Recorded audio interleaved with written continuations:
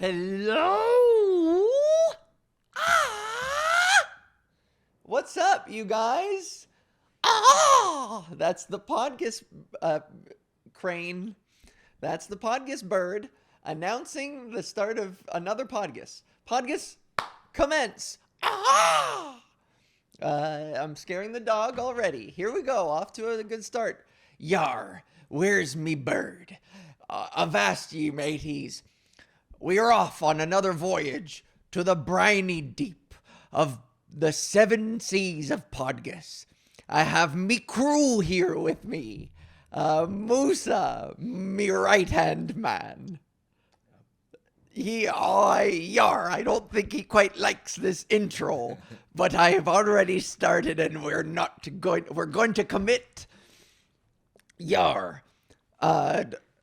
What's that ye in the distance?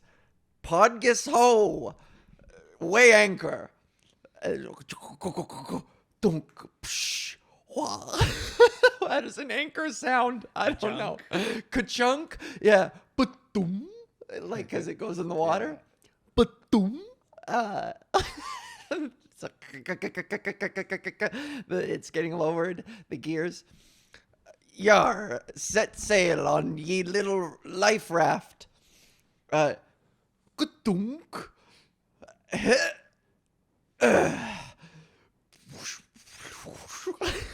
The rowing noise, that's rowing. And I'm standing at the front like the captain always does, with one foot up and looking out into the distance like every one of those pictures, like this, all triumphant like. Yar, weigh another anchor from this mini boat. Let's swim ashore.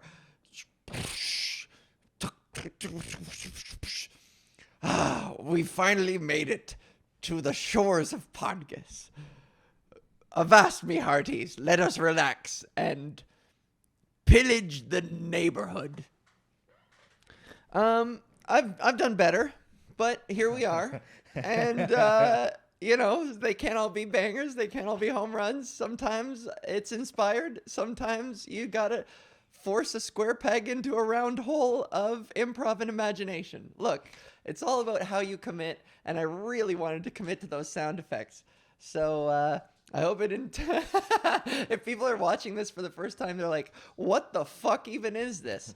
And if I kept your attention at least for those 2.5-ish minutes when I was doing these shenanigans, then, we kind of succeeded.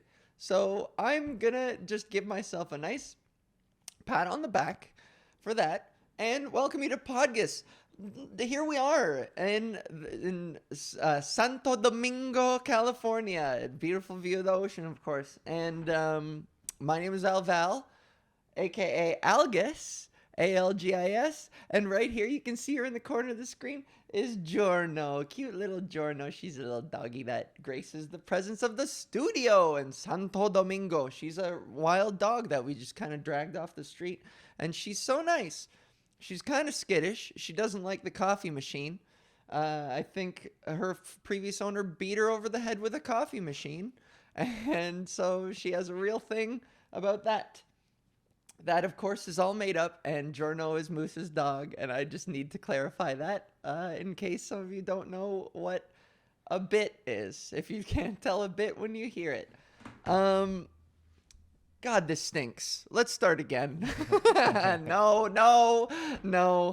All right, let's get into it. Fuck it. I did a show recently for a friend, and it was a birthday show, and comedians love... This is the thing. When you get older, as you get older, once you reach a certain age, no one's throwing birthdays for you anymore. Unless your friends throw you the occasional surprise party, no one's organizing shit for you, and you have to be the one to do it. It's a sad reality. If you can't relate, then congratulations on your awesome friends. Congratulations on your great little social life that you have. But also, fuck you gently, because, you have it good. So that's not the case for all of us. Anyways, so I did a show for a friend, and stand-up comedians will often celebrate their birthdays by doing what we love and, more importantly, what we're addicted to. And we're all gonna get drunk and do stand-up. So I did a stand-up show for a friend, which is like, I wonder if doing a stand-up show for your own birthday is narcissistic. But it's also not. I don't even know. But comedians are narcissists. Yeah, everybody yeah. knows that. No, that's true. Was this Olivia Stadler's show? Yeah. Okay, yeah. Yeah, so I did, I might as well shout her out. Olivia Stadler, here in Toronto, and Allie Pierce. It was like a duo birthday show. Allie Pierce, I did JFL, I co-headlined JFL Toronto with her, and then Allie Pierce I've lived with. So I love these two ladies. They're like dear friends of mine. And so they invited me to be on this show, and I did this thing where Olivia has, I don't know if she still dresses like this. It's been a while since I've seen her act, but she wears fingerless gloves on stage. She likes to wear those, and she likes to go on stage in a sports bra sometimes and like a baggy unzipped hoodie over top and some sweatpants. She's got her own sort of distinct, she looks like fucking $1 Million Baby when she goes up there. Like she's about to get into a bare knuckle, like she's training for bare knuckle boxing. And so I did this show where I like wanted to dress as her, thinking that the audience would be full of people who know these two comedians. Friends and family typically, if anything, incentivizes friends and family to come out, because also, by the way, they stop coming to your shows after year one. Once the novelty of like, oh my God, Val's doing stand-up? We got to go check this out. Once that novelty wears off, they're like, if you could be on fucking JFL, the biggest festival in the world, and people would be like, yeah, I'll come to your show on Friday. And then you get a text when you come off stage to a text that's like, I got tired. You're like, all right, well, I don't care if you come or not. How's that? But people just stop coming to your shows. Anyways, focus, Algus. Come on. So I did this show for Allie and Olivia, and I dressed up like Olivia. This was the plan, thinking that the people in the audience are all there and would know immediately. They would recognize me in costume as her. I put my hair up like she does. I wore gym gloves that have the fingerless thing, sports bra, sweatpants. And I kind of when they introduced me, I walked out on stage without even really saying anything. I was just like, huh? And just got fucking crickets. Everybody was just like, what what are we looking at? And I did this like sloppy intro where I was like, I thought I would pay tribute to Olivia by dressing like her. Are you not entertained? And then I found out that like only 4 people in that crowd were there for her.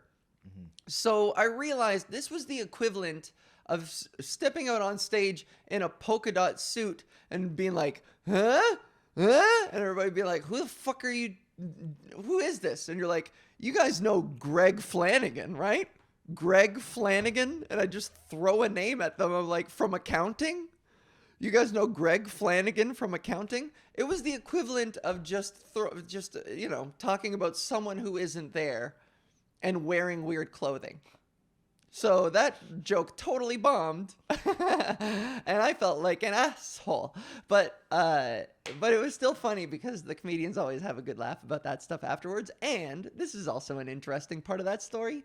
Olivia from the crowd was like, "That's my sports bra."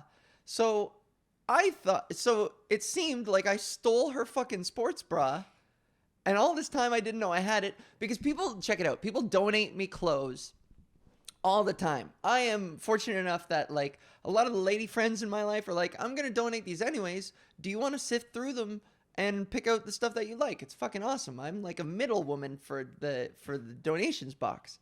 Anything I don't like, then I just do what they were going to do anyways, and I just donate it. So it's awesome. I get my entire wardrobe. 90% of the shit I own it has belonged to someone else at one point. Oh, that's funny. And so, like, that's the thing. It's hard to keep track what comes from where and who gave me what. And also, side note, whenever I post a picture of me wearing something, I'll get the occasional comment that's like, "You're welcome for that." And people will just come out of the fucking emerge from the bushes to be like, me, I did that, you know, which is a weird feeling for people to claim ownership of. But whatever, you know, if I wear a shirt that used to be yours, I can kind of get a little bit of fucking pep in your step, a little chub in your shrub. But fucking, where was I going with this? Oh yeah, so I didn't know. I may have stolen her sports bra by accident. I got to take her word for it. And I was like, oh shit, did I steal your sports bra? First of all, I'm sorry because it's probably stretched the fuck out because of my shoulders and my giant manly rib cage.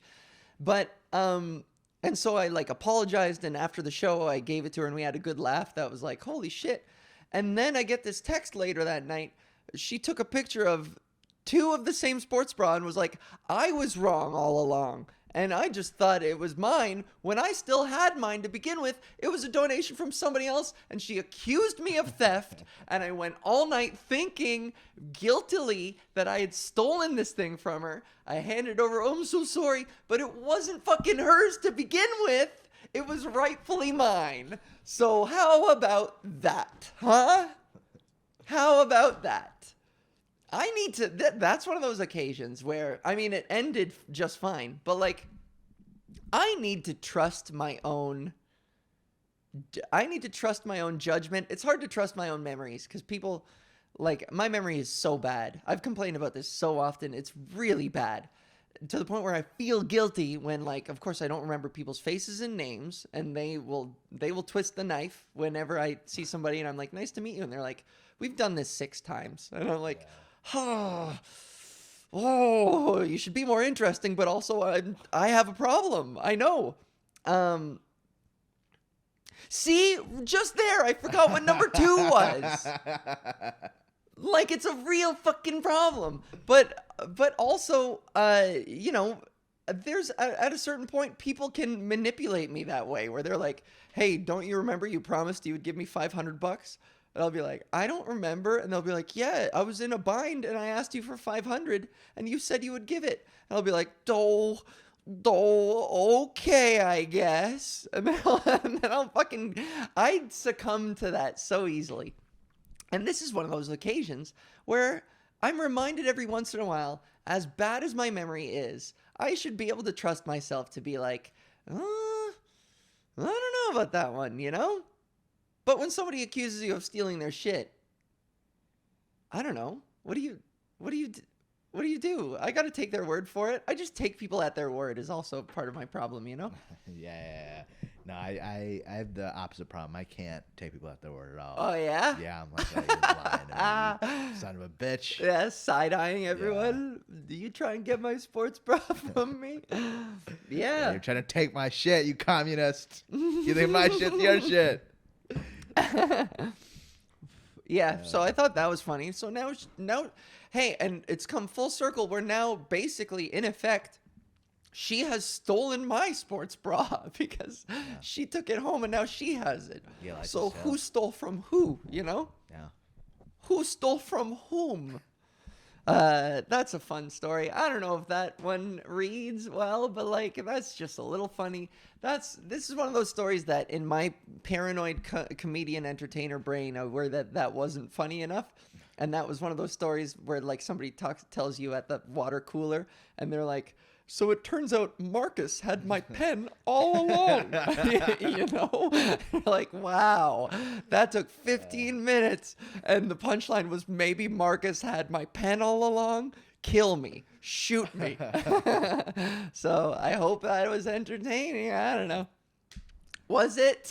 I don't know. I was tuned out because I was texting Jason. See, and I saw that too, and I was like, I'm losing. I wasn't scrolling Instagram. I was texting Jason. I'm trying to get other clips out. Come on. See, I got a little paranoid. I saw you on your phone. I was like, I'm losing him. I'm losing him. No, the fucking. Come on. What are you gonna do? Yeah, what are you gonna do? Hey, I was on my way here, and I had this thought. I feel like right of way on the street. Between pedestrians and cars, I think we have it backwards. I think cars should have the right of way. Yeah, and in North America, with the way the fucking streets are, yeah, cars should have right of way. I think so, because I saw like a car was trying to make a turn, and I started walking, and they had to wait so long for me to cross. And in my head, I did a little bit of quick little math, and I was like, had I stood at the corner and just let the guy make the turn, everybody would have gotten to where they're going much faster. And I'm on foot, so it's kind of all the same. Yeah, you know? Exactly. So I think we should, hey, government, change that law around. I think cars should just go where they need to, and the rest of us need to watch out, because it's a giant automotive machine that could kill us if we don't. I mean, you've never, I was about to say this, but I realized you've never been to Europe. No. But when you go to Europe, I feel like if you go to cities that are older that didn't get bombed during World War II and didn't have like more North American roads, but in a lot of these cities, because they're one lane roads, pedestrian right of way does make a lot more sense. Oh yeah. But over here, the way the roads are built to just have like 4 cars in each side of the road, and it's supposed to destroy your car and all that kind of stuff, and you're supposed to be going so fast. Yeah. It's like, okay, maybe for the safety of people as well. Yeah. You know. See? So you agree we should change the laws? Yeah, 100%. Let's change all of the laws while we're at it. Let's burn it all to the ground Become and start dictators. fresh. Yeah. How's my hair? You know, I should have fucking checked first. Whatever.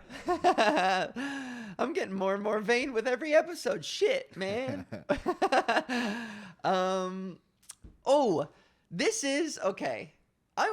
It's a bit I'm working on, and I don't care about using it on this because I'm excited about it. So even though I'm workshopping it on stage, I don't give a fuck about burning it because I think it's so exciting. It's so funny to talk about. So I'm gonna do it anyways. We're AI and fucking and everything being machines. I think it was what you mentioned about like the cars are sort of programmed to be destroyed, and so that you spend. It's programmed obsolescence is what it's called. Where like machinery is sort of, it could theoretically and practically, it could be built to last a lot longer than it does. Yeah, my dad's in the manufacturing industry, and him and I talk about this all the time. Yeah. The mid-range and the low-end Mercedes-Benzes are 10 times worse than the high-end ones. The high-end ones will last you a really long time. But the low-end ones are pieces of shit. Yeah. But they're branded this way, and all these other cars, and you know, Toyotas will last you for 800,000 kilometers, but it's not glamorous. And the Japanese and all these different markets are trying to be like, hey, we can make cars that last forever. Why won't you let us? And the only reason is because of that exact thing. The economy needs to keep going, and money needs to exchange hands. Makes more money. Yeah. So the same way, I think okay, this is where it starts. By the way, there's a red light flashing. Did I just notice that, or is that always? No, that's for recording, right? Recording. It's just in. Alval learns how fucking camcorders work. What's that red light do? Is it gonna self-destruct? How fucking old am I? I'm 34 years old and I'm still like, I think it's broken. What does that red light mean? God damn, dude. Wow, I'm stupid. But okay, anyways. And yet here I am using terms like programmed obsolescence. Sounding like obsolescence. Planned? Isn't it programmed? I could swear it's programmed. I don't know. I think it might be Let's type it in, find out. Okay. So anyways, this all started with, I saw somewhere an article. It was earlier in December 2022. It was the first ever almost fully automated McDonald's, where everything is run by machines and AI and like everything is automated. It's both? It's both. Hey, we're both right. Don't you love it when that happens? Yeah. I love it when that happens. We're both right. Pats on the back all around.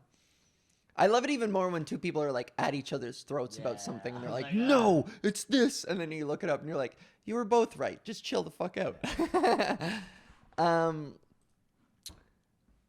So this first ever almost fully automated McDonald's in Texas, of course.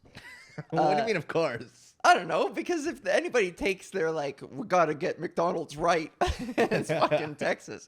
We need to streamline the fast food industry. You know what? They're right. Because these burgers aren't getting into my mouth fast enough. They're right. You know what? I'm with it. Yeah. Fuck it. Yeah. Sure, right? So, but that's the thing. I think it's a slippery slope, and we don't want to streamline things too well. And I think, at the very least, if it's McDonald's, McDonald's needs to stay McDonald's. It needs to retain that fast food brand that we all know and love. So spit in the burger. Yeah, exactly. So I need to see, when I come up to the counter, I need to see two robots, a robot manager and a fry cook, standing in front of each other within sight of the cash register, and the manager being like, "You are high. I can tell you smoked up before your shift." And he's like, "No, I did not. I'm just tired." And he's like, "I can tell you're blazed. I'm writing you up." Or like, you know, the manager on the phone in the back, he's like, "Gary, we are busier than usual. I need you to come in today." And Gary's like, "No, I specifically booked this day off to spend with my family." And he's like, "You're part of the McDonald's family. You realize that?" So that's basically where that bit is going. I like the spin in the burgers thing. That is such a great idea. It's like I need suffering to be involved in all this stuff. Yeah, it needs to be, if you still want to keep the essence of McDonald's. I like the spit in the burger thing. A robot with like a saliva fucking bag built in. That it, if you're rude to the AI, which everyone just asks for whatever, and people like me are polite. I always ask like, "Hey Siri, blah blah blah." "Thank you, Siri." I always think. I mind my P's and Q's. So I would love if it was programmed that if people are like rude to the AI, they're like, "Why is it fucking taking so long?" That the robot is like, oh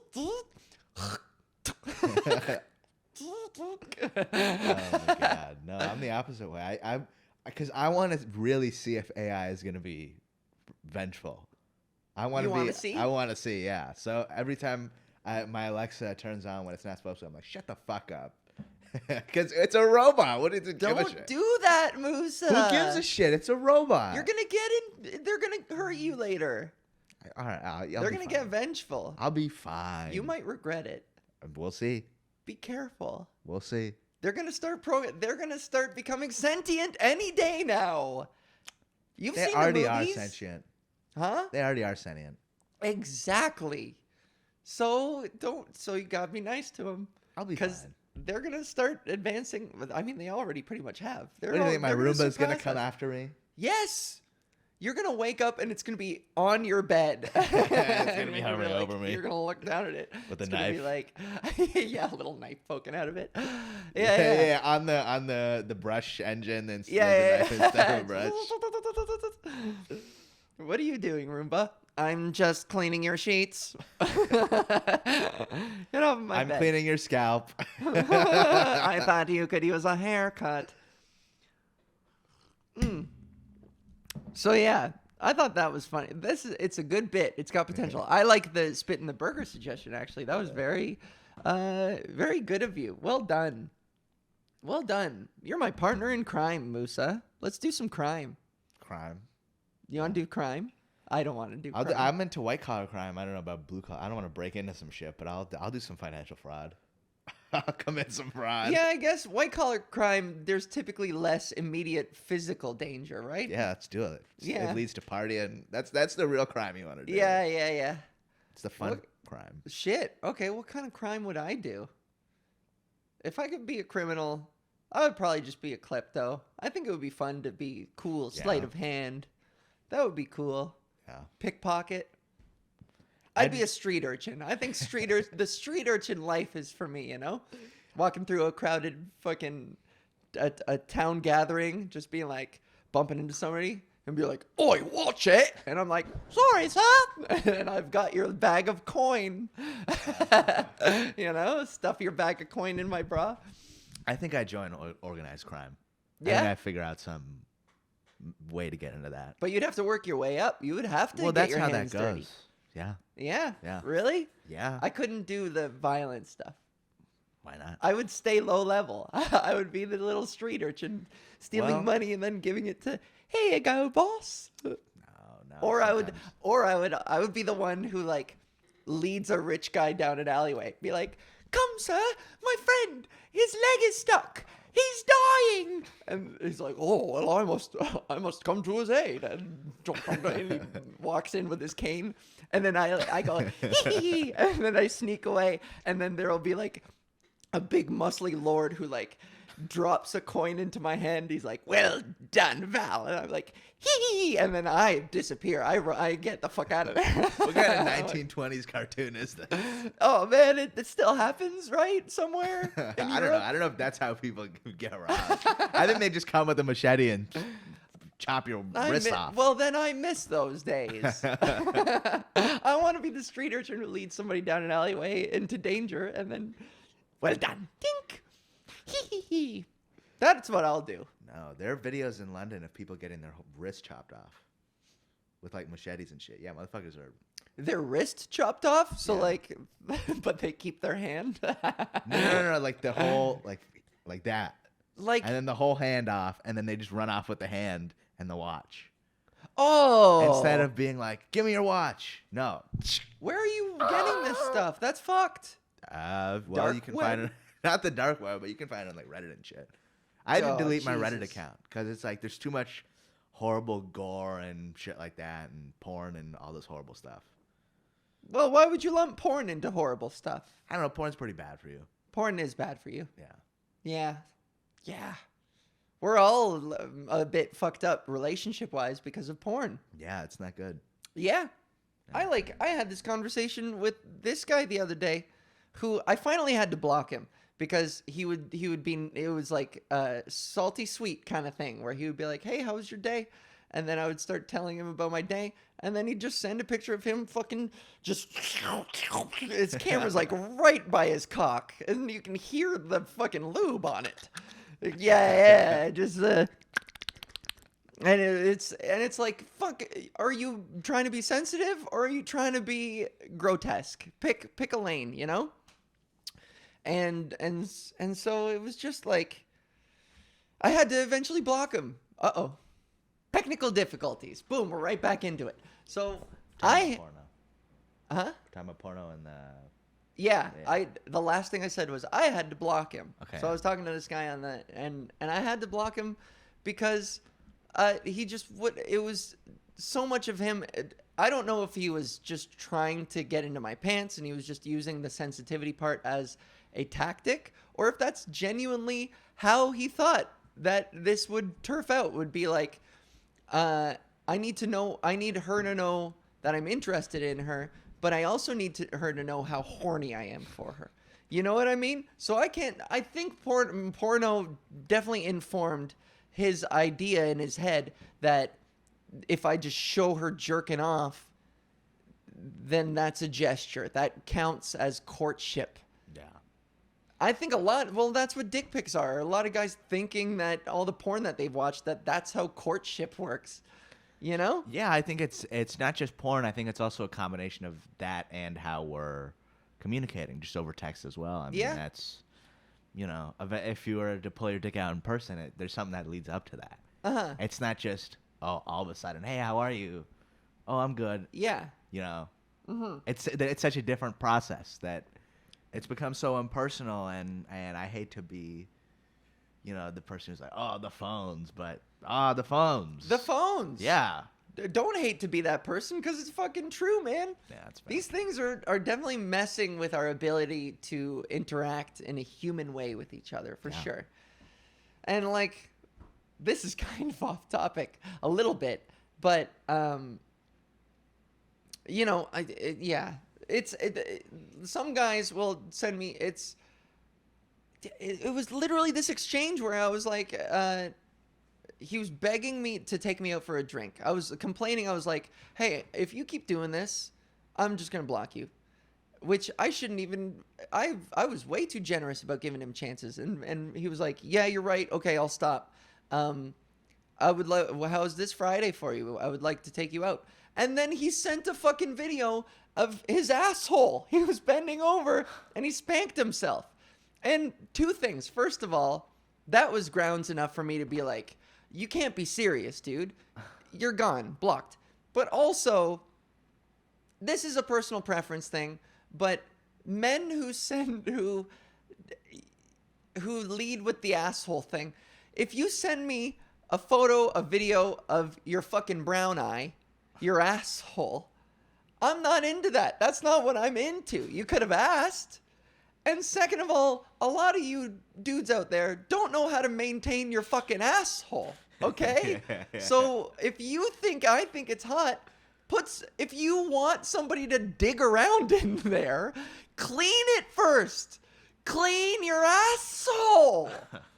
So, like, the videos I get of some people being like, this is what I want you to do to me. It's a fucking bramble bush. It's a sticky, stinky fucking... You got poop nuggets on there. That is not appealing to me. That's my job, okay? Let me be the asshole person, because I maintain it. Mwah, it's pristine. It's like the fucking plastic wrap on grandma's couch.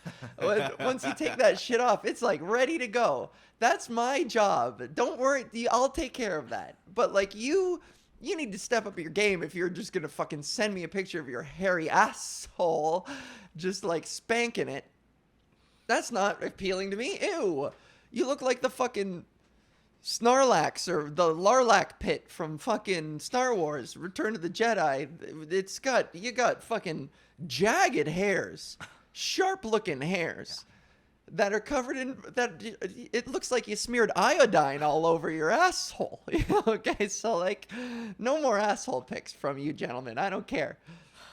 Anyways, sorry, that was a lot. That's such a wild way to try and think you're gonna fuck someone.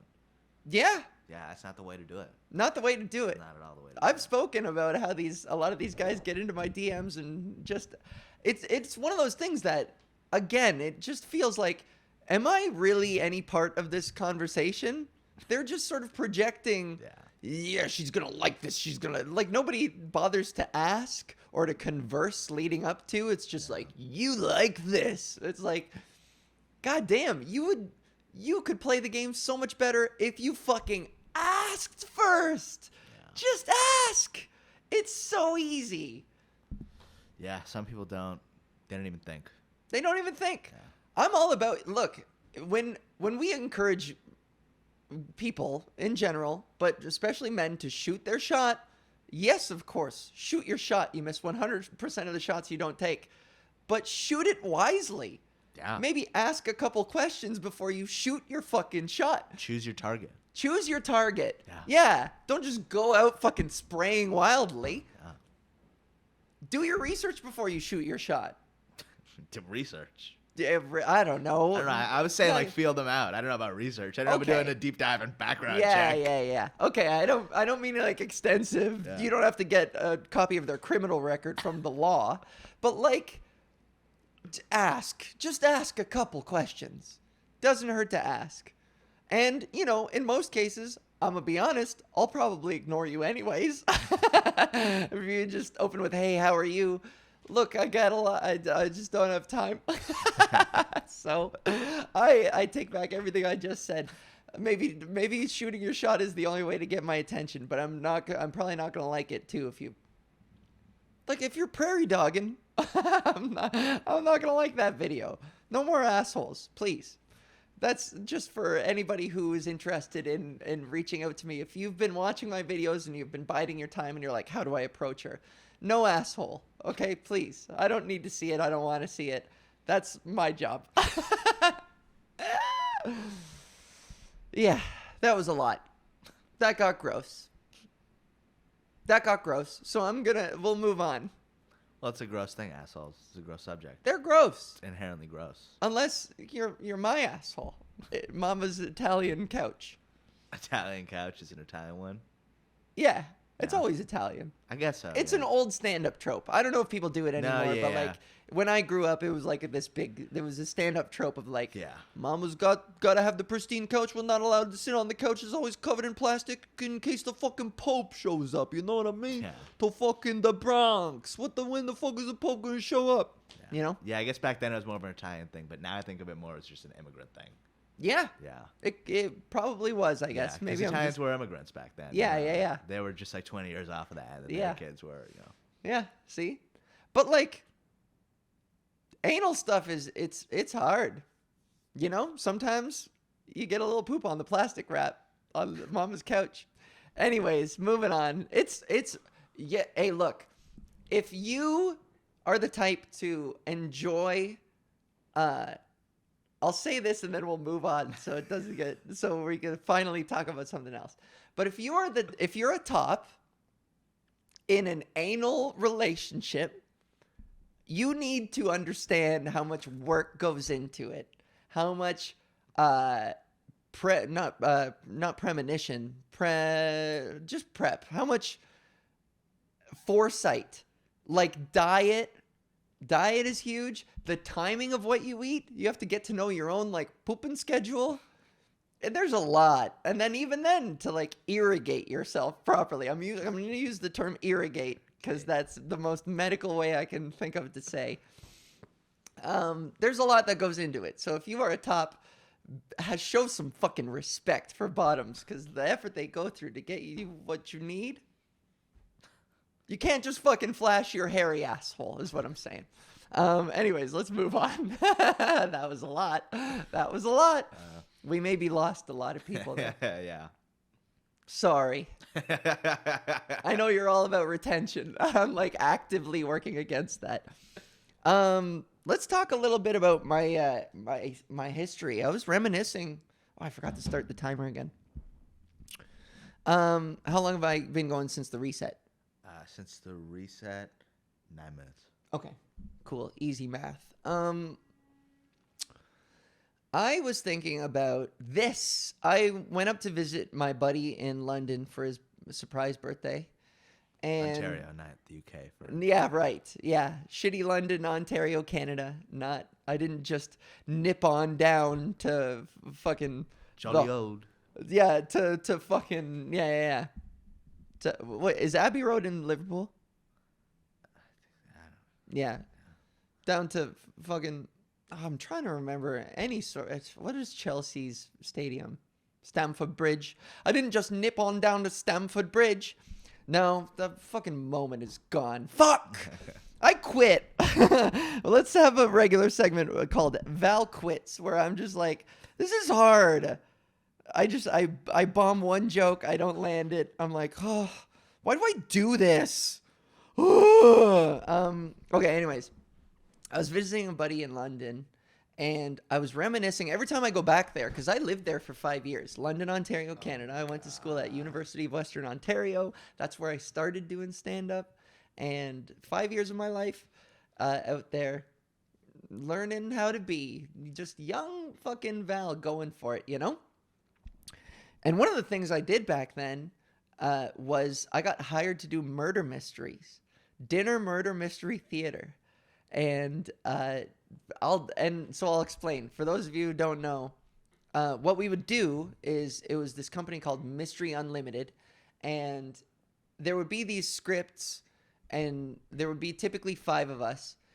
And over the course of like a 2-hour, 1.5-hour dinner, a corporate thing, the companies all around London, Ontario would like rent out a space, and we would come in, and we'd have a back room where we change and get into costume and take breaks in between scenes.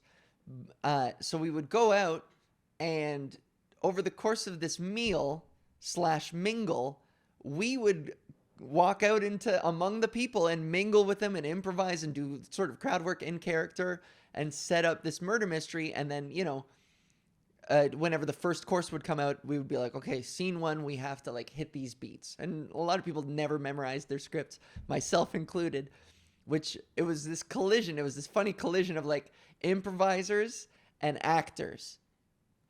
And some actors can improvise, some improvisers can't act, and some people can do both. And so it was hilarious where some people could do one or the other. And so actors would and we were all amateur, let's be honest.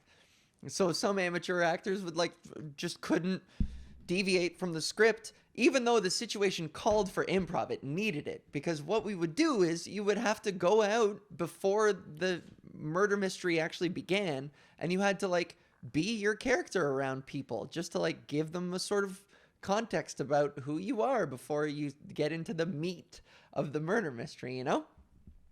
And so it was, I remember distinctly, I was reminiscing on all the things about working for Mystery Unlimited and just how awkward it was, how weird it was walking around in this cheap fucking costume from fucking Party City, dollar store hat, you know, walking around doing and the characters were stereotypes, hardcore. So like one of them was an Asian, a Chinese guy who would do Confucius say lines. He would be like, Confucius say, blah, blah, blah, blah, blah, blah. And they didn't have any Asians working for the company. So one of us, kind of sort of mostly me, would have to. Wait, that was seriously you. Would have to my God. walk around with a rice hat on and be like, Confucius say, do, do, do. It was really, problematic. But it would get laughs. And so it was weird. And, it wouldn't always get laughs, of course, because people back then also knew at a certain point, they were like, this is weird and wrong and racist. And so, walking around from table to table being like, oh, what do you have there? And they'd be like, ugh. Because not only that, but like, even if your character wasn't a stereotype, it is so awkward walking up to a table of people who know each other from work. And so it's already a bit awkward for them. It's a Christmas party and they kind of don't want to be there. Yeah. I don't know. I don't want to party with the people I fucking work with. Fuck that. And now this weirdo comes up to them, hovering over them at their table, being like, oh, what is your name? Or even if you didn't do a crazy accent, and even if you went up to people and you're like, oh, charmed, I'm sure. And what are you eating over here? And you just want to be left the fuck alone. But as the actor, that was our job. We had to go out. And, it's all about reading the room and reading who is approachable, who's game for it, who's going to play along with you. And I'm only 2 or 3 years into comedy to begin with. So my crowd work is not all that good. And so there were so many bomb moments of just like tanking in front of a table of people who were like, oh, this is so painful and so awkward.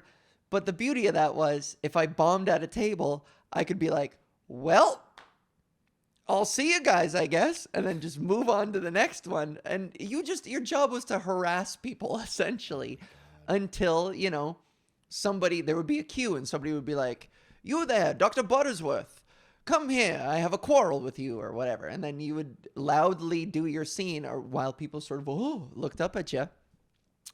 And some of these scripts, man, there was always a reveal at the end where somebody would reveal themselves to be not who they said they were the whole time. Some of these murder mysteries were so badly contrived that you would read them and be like, who would ever figure this out? Like, it was this guy with the pencil murdered this person, and it was like if you paid close enough attention, the pencil that one of the characters wrote a note on in Act 1, he dropped it, and then another character like picked it up, and it was not, I remember even being the detective at the end, the one who basically teases out. There would always be a monologue. The detective would always figure things out. And that was always really challenging, especially if you did not memorize any lines. You'd be like, and then you went over there. And people are watching this like, are you piecing this together right now as we speak? Are you making this shit up? So it was always like, you would solve the mystery and you could hear the audience be like, well, that was dumb. I'm like, I don't know. How would anybody would have guessed that? Also, if you were the one, it was the best if you were the one who got to be murdered. Yeah, because you had to just leave early. Because then you just you wouldn't get to leave early. You would have to lay there. And just have them chalk around you. Yeah, because sometimes a clue might be hidden on your person or whatever. And it was always somebody's job to stand close and to remind people, don't touch the body. You know what I mean? Because some people Would be like, wouldn't be able to resist. Be like, look, she's breathing, and then like punch you in the fucking throat. So that was always a thing. See, it's fun to think back on these things fondly, but I did hate doing that job. It fucking sucked because some of the places that we would do, we did them in crowded restaurants where there wasn't even a side room to do it in. And so there would be the main area and just sort of a sectioned off corner of the restaurant.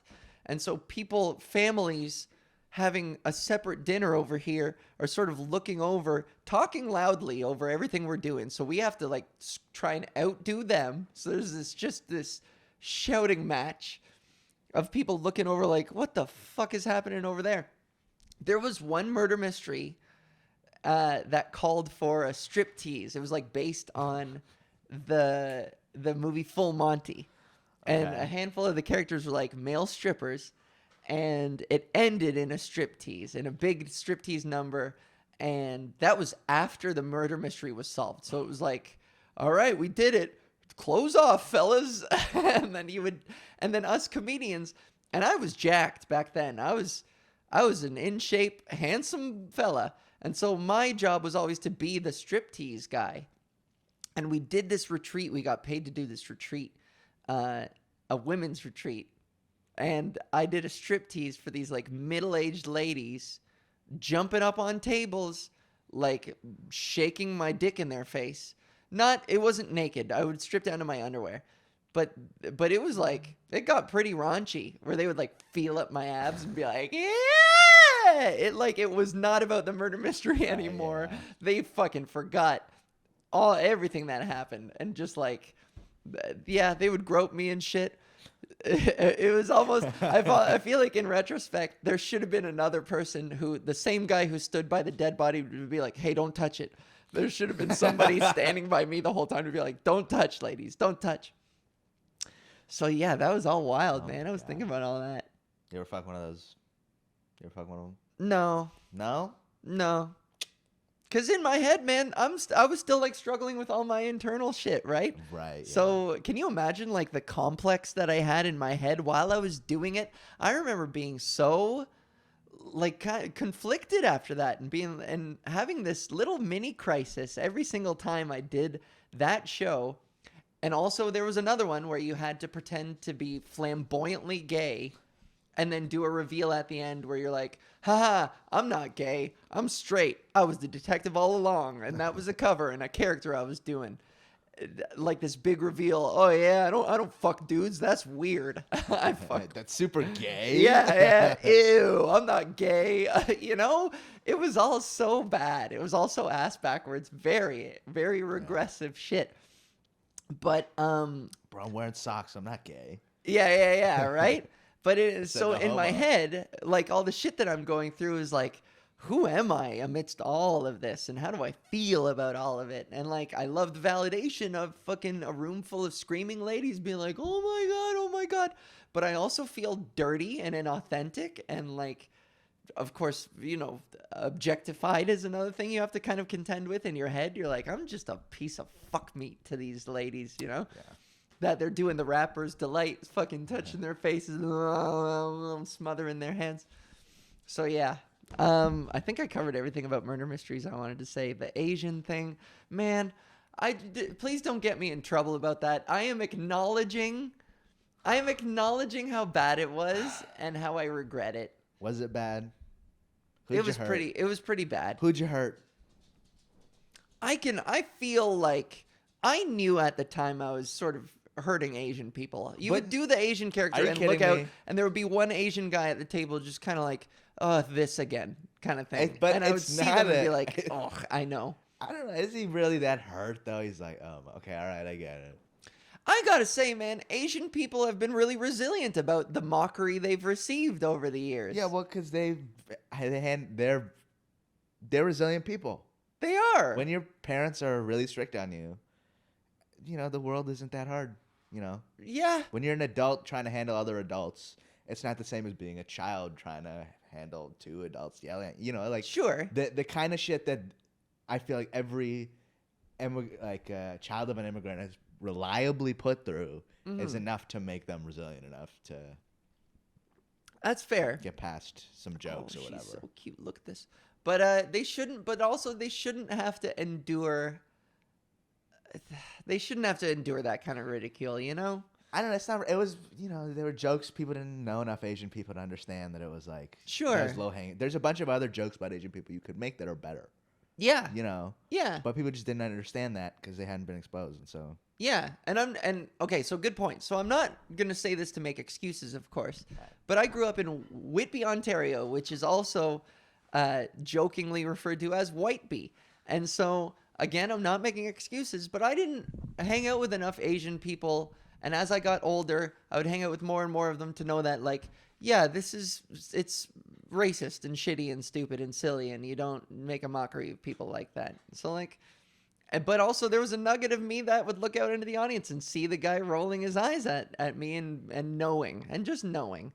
So like I take full ownership of that. Yeah. And, I'll only make an Asian voice to prove my point. No, I won't. But no. But I apologize. Consider this my formal apology for all the wrongs I've done in the past when I didn't know any better before I actually like humanized the people I was mocking, in order to just do better, Okay, here's a question. I grew up in Markham. Mostly everybody was Asian. Like the majority was Asian people. Yeah. And they made fun of white kids and black kids and brown kids and everybody else. So do they have to be like, oh, I apologize to the communities? Or is it just like, oh, we were kids, we didn't know better? It is what it is. We're in the present now. That's a good question. Let's forget about it. That's a good question. Is it even? Should it be a question though? Isn't it really just? Oh, let's forget about it. Past is the past. Yeah. Yeah. Okay. Yes and no. It all depends on. Again, case by case. It depends on who the minority in the group is and what their general treatment is. Okay, so yeah. let's say, That's fair. Yeah. If you've got a minority black person in a group of people and all they do is black jokes, yeah, that fucking sucks for him. Yeah. But, also vice versa. If it's like a single white person in an Asian community, it's got to suck for him to be the only whitey, getting picked on. But, yeah, I don't know where I was going with that. I forget. Yeah. I think we covered this in the last episode anyways. Yeah, we talked a little about it before. But so anyways, did I get the gay character? There was and there was one particular murder mystery that we did in this. Some of them were just so poorly booked. They booked it in this fucking banquet hall and there were like 50 tables. I would totally book one. Yeah. I just thought about it. You know why I would book one? I would book one for everybody in the company because it's like you're bonding over something shitty. Even if it's shitty, you're still bonding.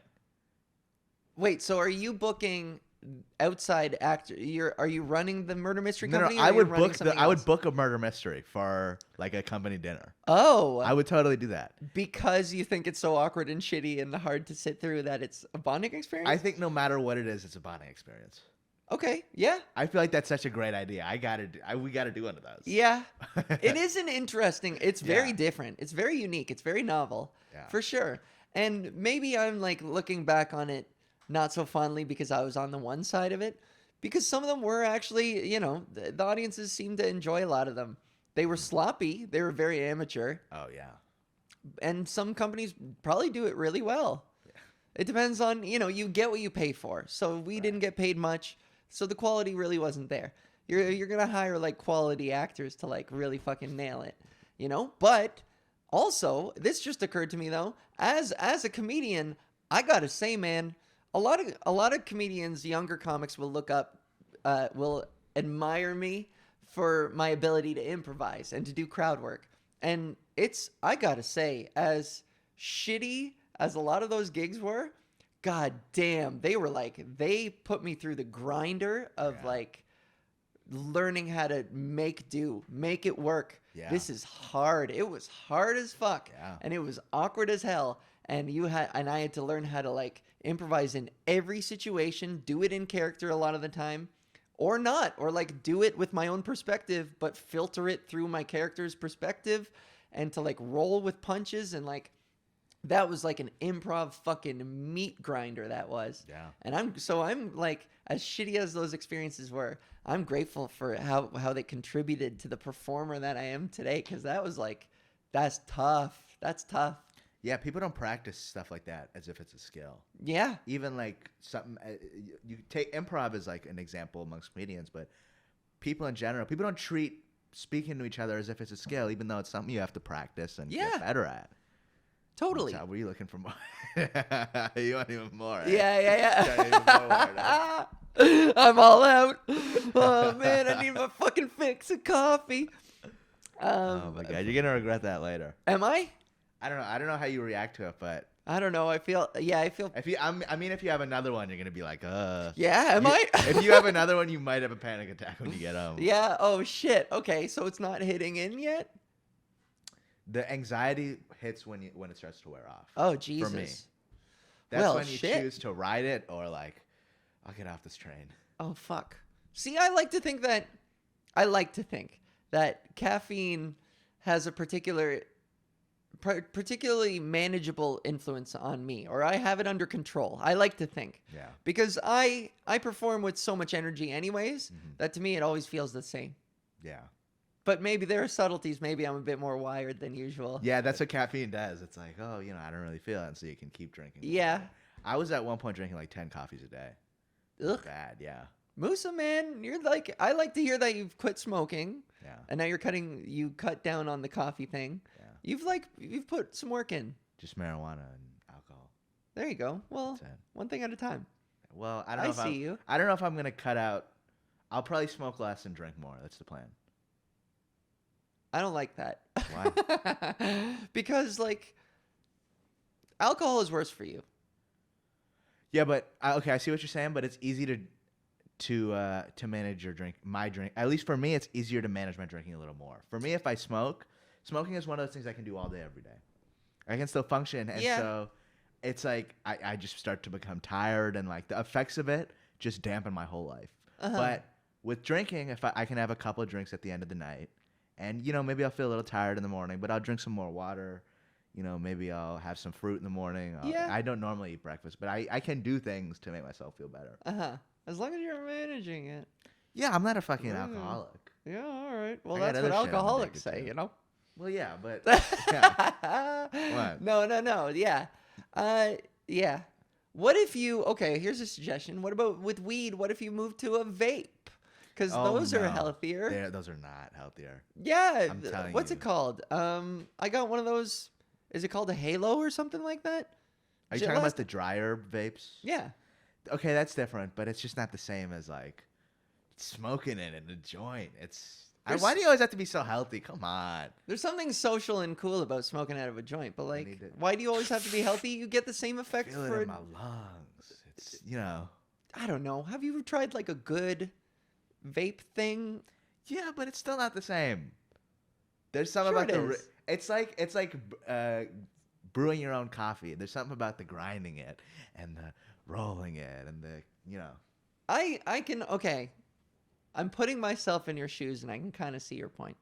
It's the break. It's one of the few things I do as a break. I'll like turn off my phone while I'm rolling and smoking a joint. Okay, yeah. There's something therapeutic about the routine. Yeah. Yeah. Go on my back. There's Sometimes I'll bring a coffee, There's an artistry. There's a yeah. Okay. Do you mind if I pivot? Yeah. I think I basically said all I wanted to about that murder mystery shit, man. Wild. But I'm grateful. Wasn't always easy. But it was fucking wild. It was interesting. That's the thing. At least interesting, whether good or bad, interesting is still a net positive. 100%. Yeah. Yeah. If you've led an interesting life, even if it sucked hard in a lot of places, I'd say that's a life worth living. 100%. Yeah. Yeah, man. This is speaking from a place of, I've done a lot of fucking shit ass gigs. I have eaten so much shit in my comedian's life, and I still, every once in a while, nobody is immune to it. I still eat a fat turd, And I wouldn't have it any other way, man. This is the way it works. And it makes you fucking better. Yeah. Makes you better. So speaking of eating shit, this is a new segment that we're doing where we go back. It's called the ALchives. We go back into old stand-up bits. So I have notebooks full of old notes, and I decided to start sharing them with people to go right back from the start and to let's dive into the things I was writing back then. So this, I would have been like 17 years old, 16, 17. This is my first ever notebook. We're still in the early phases. My first ever, to the point where the covers are ripped off, you know? And I only know where it begins because there's a page on here that just says stand-up crap with nothing else on it. That's my little title page. It just says stand-up crap. And it is crap. And I think I knew it at that age. I think that's why. Yeah. So anyways, here we go. So a lot of the material is contextualized by, who I was and how old I was at the time and what I was doing. So this one's called High School Life. I even titled some of these. What's with the attendance lady every morning? See? Right there. High School Algus. We're doing this one, right? Yeah. Yeah? Okay. I don't know her history with students or anything, but she looks at all the kids standing in the office like we're the reason the kids in Africa are starving. I think deep down inside she must be suppressing some kind of desire to jump over the counter and grab somebody. This is the 17th time you're late, you little punk. Quit wanking off in the shower and you might be on time for once. Quit putting that crap in your hair and you might be on time. I think I PG-ified that. Oh yeah, there's a little arrow about the wanking line that says take out / inappropriate. Because I was in high school and I would never get to do this on stage in front of my peers. I had to PG-ify. See, that's why the counter's so tall. It's for our protection. That's a pretty good premise. Young Val, fucking figuring it out. That's a decent premise. By the time Miss Attendance Office climbs over that counter, you've already booked it down the hall screaming, "She's lost it!" Ah! And she always asks everyone in the same accusatory way, "Why are you late?"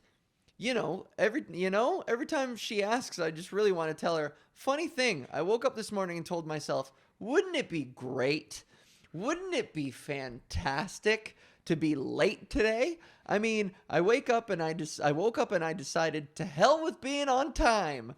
I really, really want to be late. Oh yeah, and there's an R-word slur in there. So last time I was tardy, I had the whole reply ready in mind. I was going to hit her up with the whole thing, but when I stepped up, she asked in her usual way, "Why are you late?" And I froze up and just said, "No reason." And she threw me off with her blah, blah, blah, blah, blah. She just threw me off with the high counter, man. Intimidating. I swear I saw the balls of her feet just ready to jump at my throat. So there we go. There's the attendance lady bit. Was it good? Let's analyze. Let's dive in. Wait, where'd you drop retarded? You said there was... I wrote being tardy is for retards. Wait, hold on, but where does that fit in? After the sarcastic part where I was like, I woke up and decided to hell with being on time. I really want to be late today. Being tardy is for retards, I said. Right, okay. Yeah. Interesting. See, like I said, 17 years old, maybe a bit of my stuff was edgelordy at the time.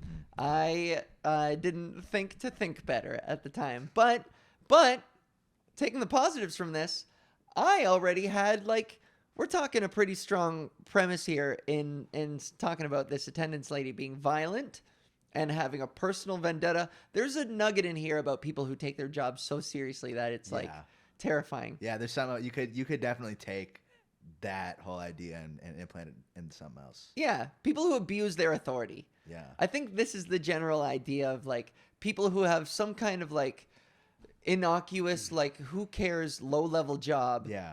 And fake authority. It's not real authority. Fake authority. Yeah, exactly. And just people who take their jobs take their authority so fucking they're corrupt with power that even in my pubescent mind, I was like, lady, fucking relax, okay?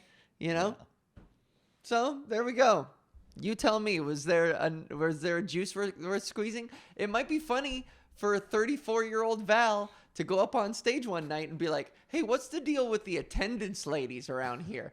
And just pretend like everyone knows what I'm talking about, you know? I'm already showing up in somebody else's sports bra and fingerless gloves being like, huh? I'll just make that a thing where I'm like, you guys get it, and just do a bit that nobody knows what the fucking frame of reference is. You know? Yeah. Am I talking faster Yeah. and breathing less? No, I can definitely tell you're wired up. Really? Yeah. Yeah, maybe The I first am. coffee was fine, but this is like, whoa. Is it? Yeah. Oh, jeez. Okay, we'll calm it down. Am I? No, definitely you are. Oh, shit. Okay, well, we're going to call this the Wired episode. Yeah. We are wired as fuck. All right, well, yeah, it feels like I haven't breathed much. We'll talk after and see if we'll manage my my cocktail levels. This is me sober. This is just me. I don't drink coffee. I think this it's isn't disgusting. sober. Coffee is not. People say, No? "Oh, you're sober." So I don't feel like you're sober when you drink coffee. No? No, I feel Yeah. like legitimately buzzed when I'm caffeinated. God damn. Am I high on caffeine right now? I don't know. You could take caffeine pills and that'll give you a buzz the same way. I mean, Yeah. what's the difference? Well, shit. Well, also, you know, as a non-coffee drinker, this is kind of hilarious that like this is like me just not being familiar with the effects of coffee. Yeah. Yeah, I can't believe you're not a coffee drinker. I would have guessed you were like a 2-cup in the morning person. Yeah? Yeah. Why? Because I'm so like Yeah. agitated all the time. Not agitated, but you're sharp. Yeah. Everybody I know, like everybody in my family and that I've ever lived with who's like really on the ball has been like, yeah, no, I have to have the coffee before Yeah. like an hour after I wake up or something like that. Everybody I know has like a pretty set schedule with that. Yeah. Yeah. I just always hated the taste. This is the thing. I'm not a morning person either. Yeah. I could use coffee in the morning. I'm grumpy as hell for the first hour after I wake up. I think that's a human thing. So when people are like, don't talk to me until I've had my coffee, I relate to that minus the coffee. Just don't talk to me for the first hour of my awakeness because I'm angry at how sleepy I am until my body just is like, all right, well, let's do this. And just sort of away we go. Yeah. Yeah, I've found ways I think it's like just you're getting used to being woken up, and I read this thing about how if you look at the sun for like 10 minutes, like if you have the sun in your sight and you're outside and all that kind of stuff, you'll feel vibrant and woken up. And I've been trying that and it works really well. Yeah? Yeah, I don't really feel groggy in the morning for longer than a half hour. Wait, if you stare directly into the sun? No, not if you stare directly at the sun, but like if you're outside and the sun is out, then you like that grogginess just fades away much quicker. Ooh. And there's like an actual way they can calculate how long it takes. Huh. Apparently it's like 10 minutes. Well, cool.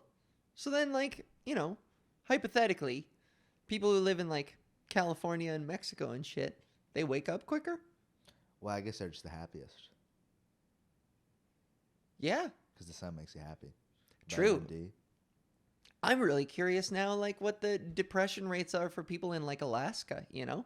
Oh that my town God. that has, like, 48 days of night or whatever. Yeah. Where the sun doesn't come up for 48 hours. Nunavut as Hello, well. baby. Yeah. I can only imagine. I Yeah. remember hearing about that stuff in class, and I was like, what? Why do those people live there? Uh-huh. Yeah, really. You know? And still, I feel that way. It's like the Dave Chappelle joke about people in Flint, Michigan. He's like, just leave. Yeah. Yeah. He's like, no one's forcing you to stay there. Just leave. Yeah. Oh, man.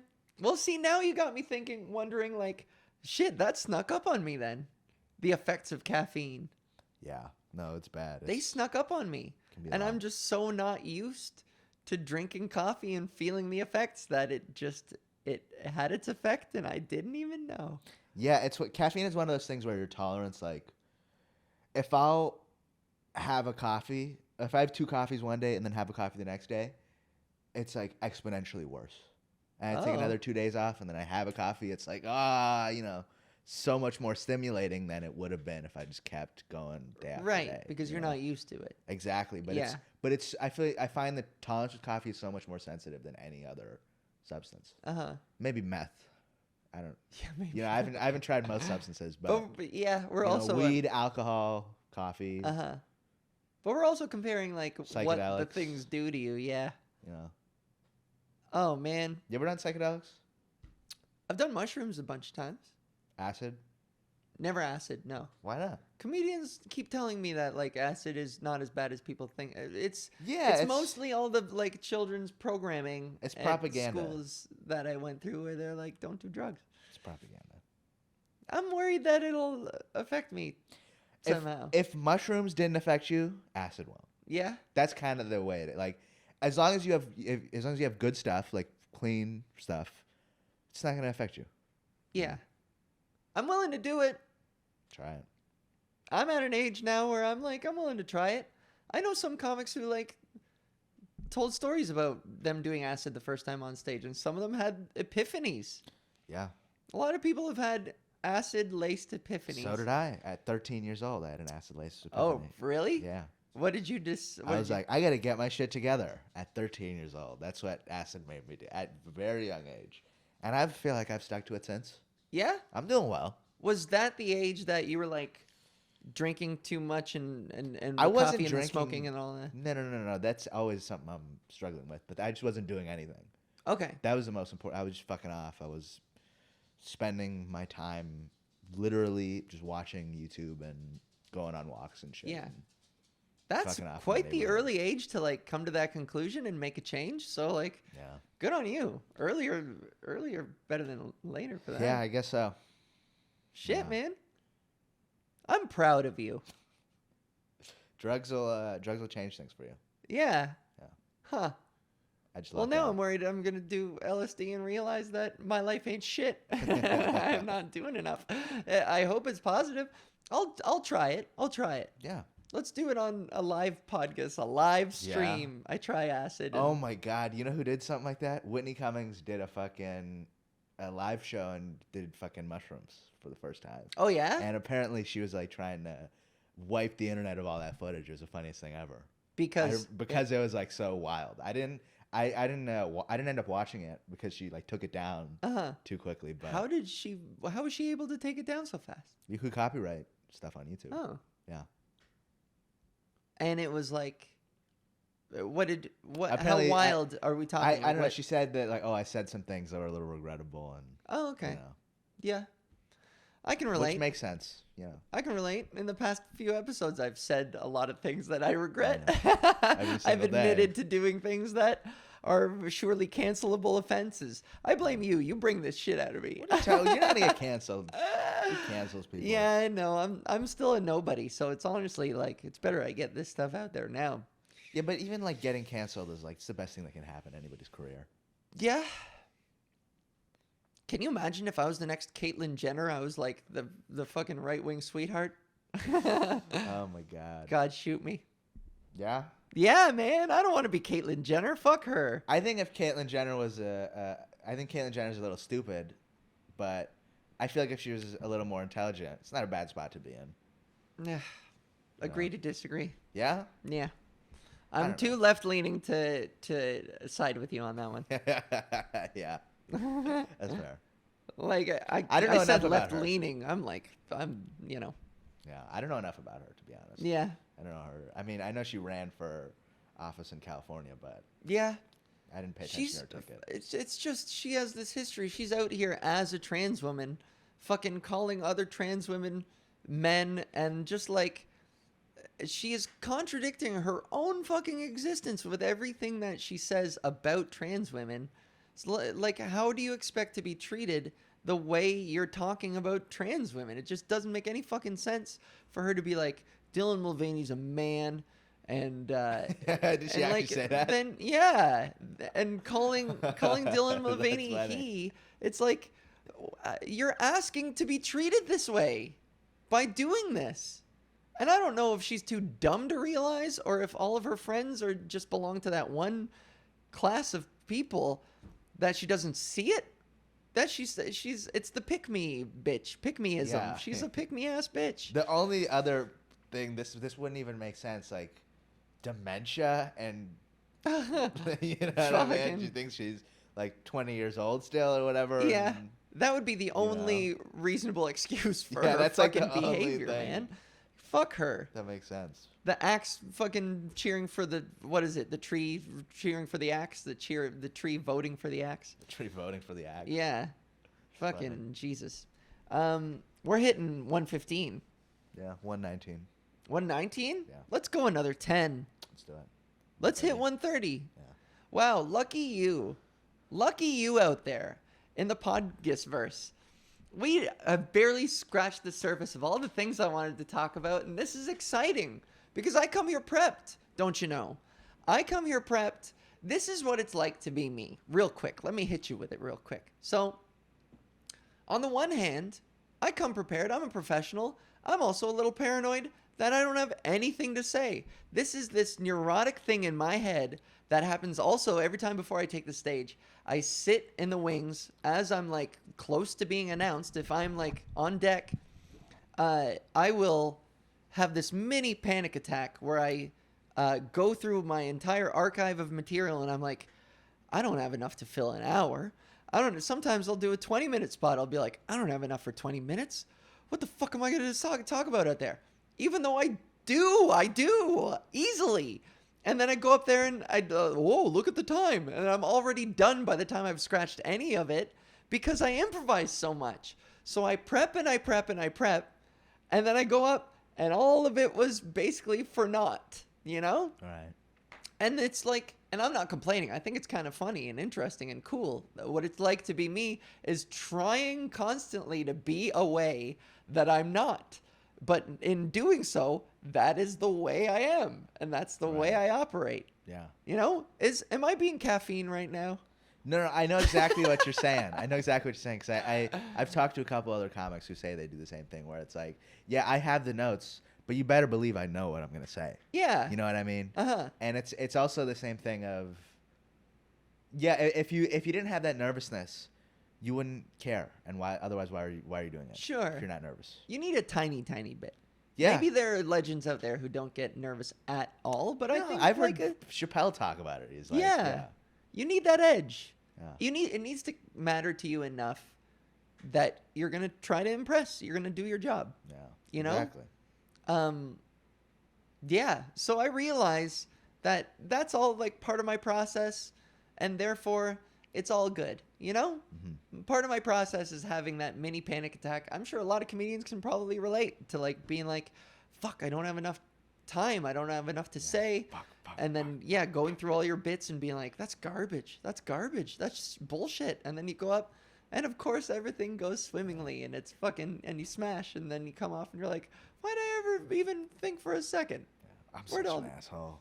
What an asshole. Where'd all that doubt come from? Why am I like this? And then the process just repeats itself.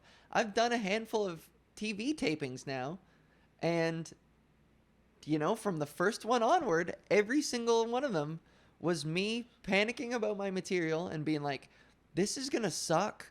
I'm going to fucking lay an egg on television, and my career will be over.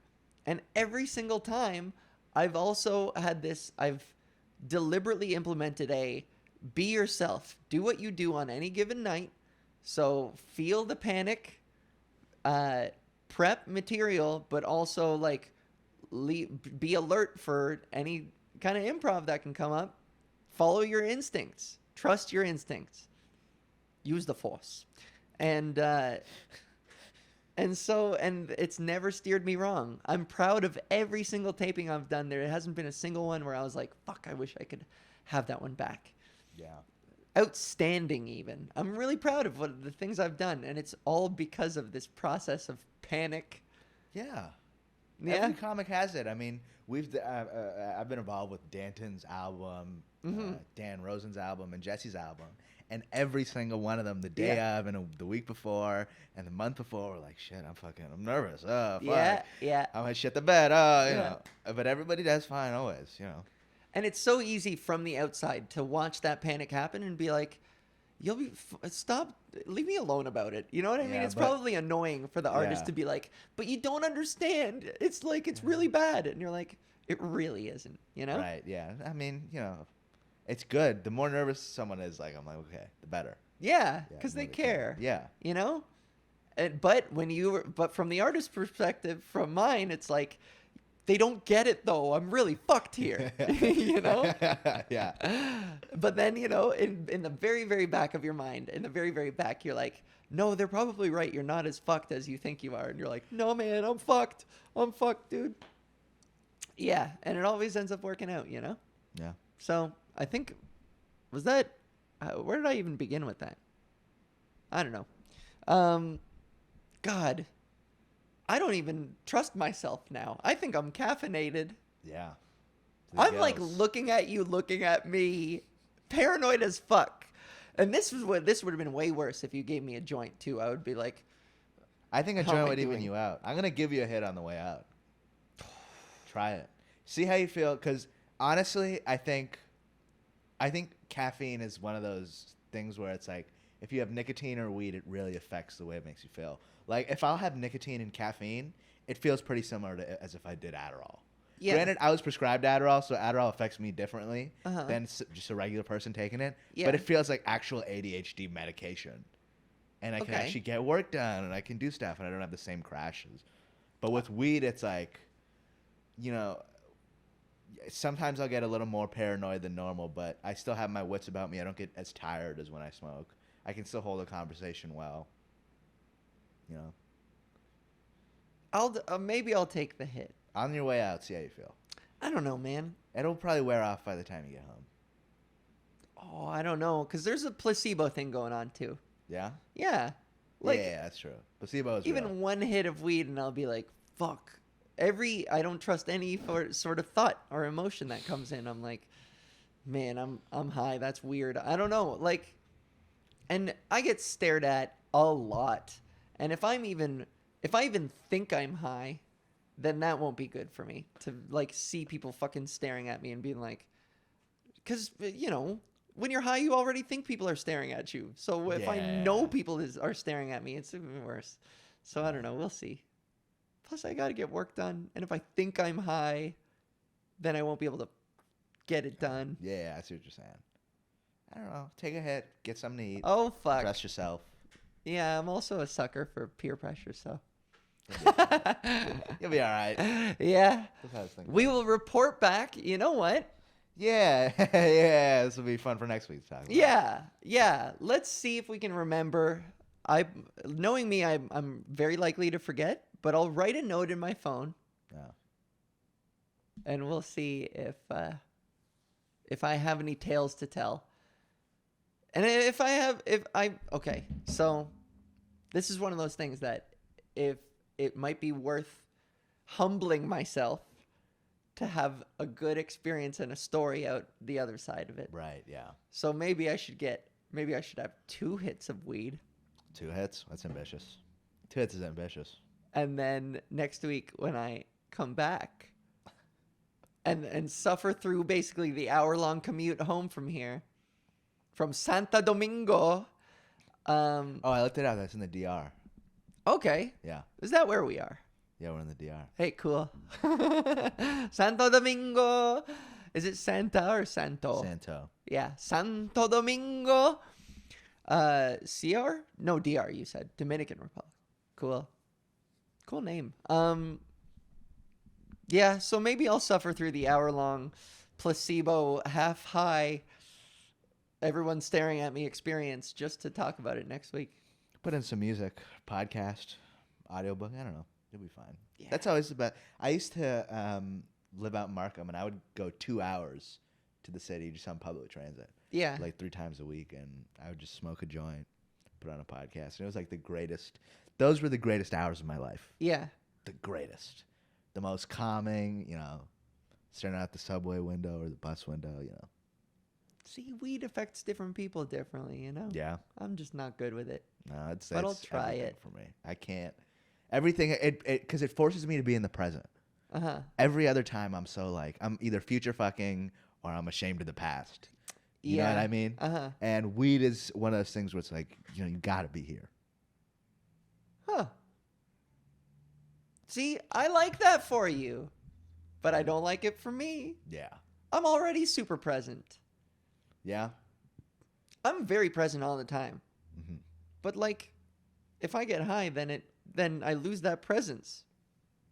Or do I? Maybe it runs deeper, where I'm overly third eye. It's the third eye thing. Yeah. You're like overthinking. Yeah. Uh-huh. No, I totally, that's happened to me before as well. Where you get so hyper self-aware that... Yeah, that just happens when you get too stoned, though. Yeah. You just got to know your limits. And my limits are like 0. Yeah, one hit, not 2 hits, 1 hit. Okay, 1 hit. I'll do 1 hit and I'll report back to you guys how that all went. Oh boy, I'm already like afraid. And it's raining. How am I going to handle the rain? Yeah. Right. You guys, this has been another episode of Podgis. I'm currently high as fuck on caffeine. So maybe I will watch I always watch these episodes back. I will watch this episode back and have 1 or 2 thoughts about how affected I am, and we'll manage my levels. With every episode, I won't do shots of fucking espresso and then ramble it kept my focus for an hour 30. Yeah. Can you imagine if I like crashed right here, right now, or I could barely get the outro out? Thanks, guys. This has been Podgis. Okay, this is how I'm going to do the outro. Like I crashed. Here we go. Hey, guys. That was a really fun episode. Thank you for tuning in.